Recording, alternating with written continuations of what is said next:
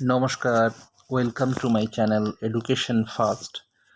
আজকে গ্রামার সিরিজের একটি গুরুত্বপূর্ণ বিষয় নিয়ে আলোচনা করব।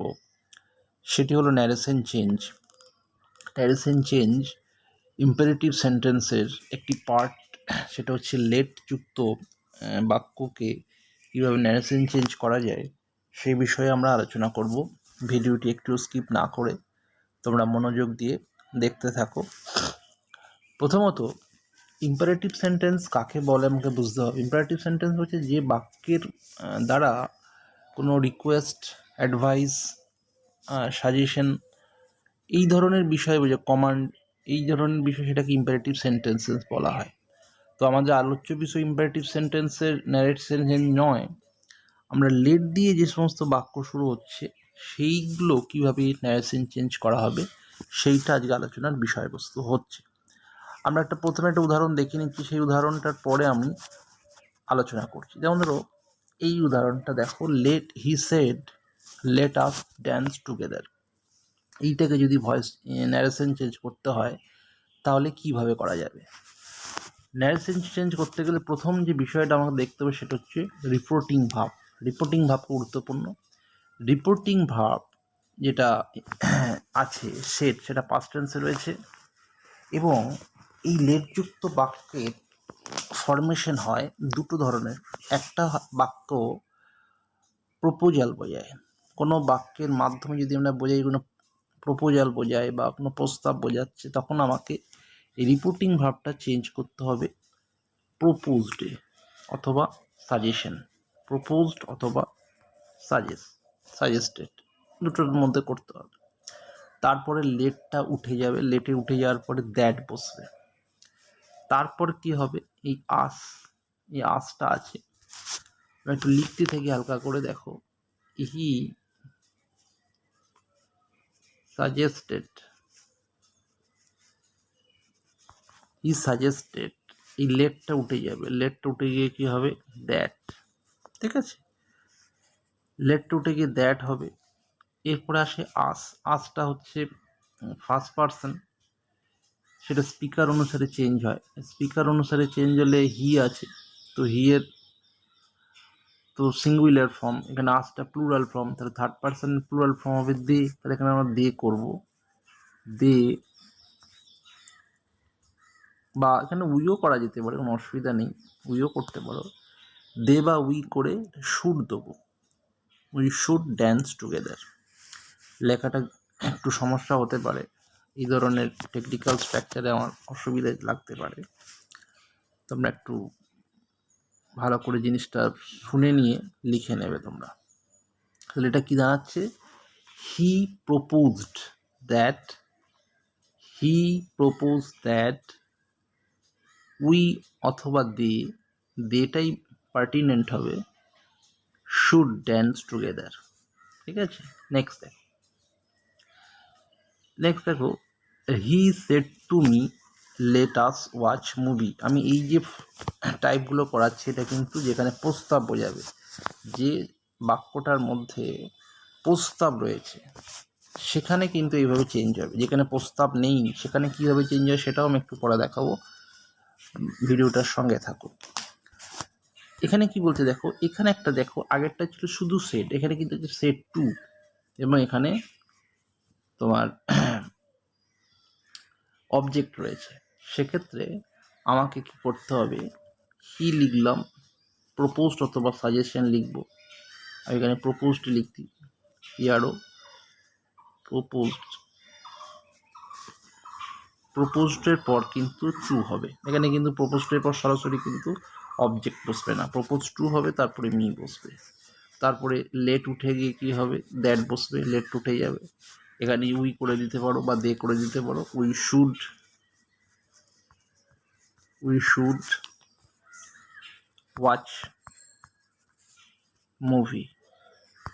ঠিক আছে, আশা করি কোনো অসুবিধা নেই। যেখানে সেট টু থাকবে সেখানে কিন্তু প্রপোজ কথাটা কিন্তু আসবে, প্রপোজ এবং তারপরে টু বসবে। কিন্তু যদি শুধু সেট থাকে সেখানে শুধু প্রপোজটি হয়ে যাবে। এটা তোমাকে ভালো করে মনে রাখতে হবে। নেক্সট দেখো, I said to him let us go for a picnic. আমি তাকে বললাম যে চলো আমরা পিকনিক করব, প্রস্তাব বোঝাচ্ছে। তো এটাও সেই একইভাবে হবে। এখানেও দেখা যাচ্ছে সেড টু রয়েছে, আর প্রপোজ টু হয়ে যাবে, কনভার্ট হবে। আমি এটা উত্তর লিখিয়ে রেখেছি, দেখো কীভাবে করেছি। এটা লেখা নেই। এটা কীভাবে করব, আই দেব, আইটা সেড দিয়ে প্রপোজ করে দেবো, প্রপোজড টু হিম, লেট টুতে গিয়ে হবে দ্যাট, তারপর হচ্ছে আসের বদলে উই করে দাও, we should go for a picnic, যেমন আছে তেমনই বসে যায়। ঠিক আছে, ক্লিয়ার? দেখো নেক্সট আরেকটা দেখো, এইটা দেখো, এই বাক্যটা তুমি ভালো করে লক্ষ্য করো। এই বাক্যটা কি বলছে? He said let me come in. এখানে বলছে সে বলল আমাকে আসতে দেয়া হোক, লেট মি কাম ইন। এখানে কিন্তু কোনো প্রস্তাব নেই, কোনো সাজেশন নেই। সুতরাং এখানে কিভাবে করবে? এখানে করতে হবে এই শেডটার বদলে তুমি শেডও রাখতে পারো, অথবা রিকোয়েস্টেড করতে পারো, যেহেতু রিকোয়েস্টেড সেন্স আছে। বাক্যের সেন্স অনুযায়ী তোমাকে রিপোর্টিং ভার্বটা লিখতে হবে। এখানে সেন্স হচ্ছে রিকোয়েস্ট বোঝাচ্ছে, তাহলে রিকোয়েস্ট লিখবে, হি রিকোয়েস্টেড পরে কী হবে? দ্যাট হয়ে যাবে, লেট উঠে যাবে। দেখো উত্তরটা আমি লিখে রেখেছি।